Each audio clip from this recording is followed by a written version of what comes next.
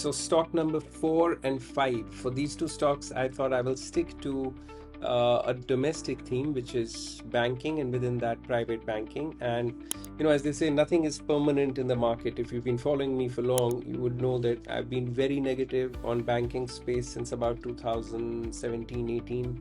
And the reason was because with the advent of uh, these payment banks and phone apps and the kind of advantages which the government gave to the mutual fund industry, it was obvious that the banks would struggle to get deposits.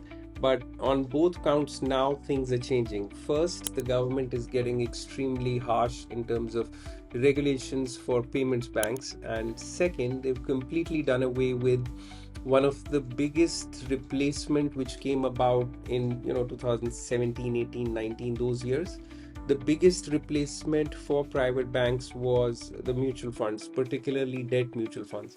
Now debt mutual funds, which basically deliver the same kind of return unless there is some change in interest rates, they deliver a similar return to what your bank deposits would deliver you, maybe a percent here or there, and they're taxed the same. So since debt mutual funds are now taxed at your slab rate, nobody's putting money in debt mutual funds.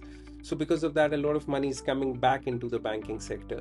So because of that, and because of the fact that there was a fear that payment banks and your Paytms and Google Pays of the world could possibly dent this industry, all of that is behind us.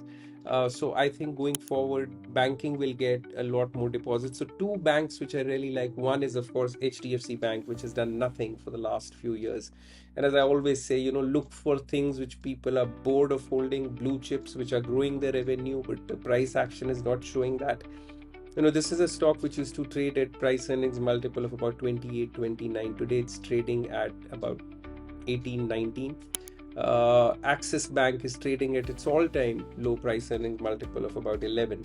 And HDFC Bank in particular, they had a merger with HDFC, and when the two entities combined, the problem was that they could not immediately layer everything together. They got a lot more advances, loans, which HDFC had extended, so the deposits were a little less. But now I think it's been a while to the merger, and as I said, deposits will grow going forward.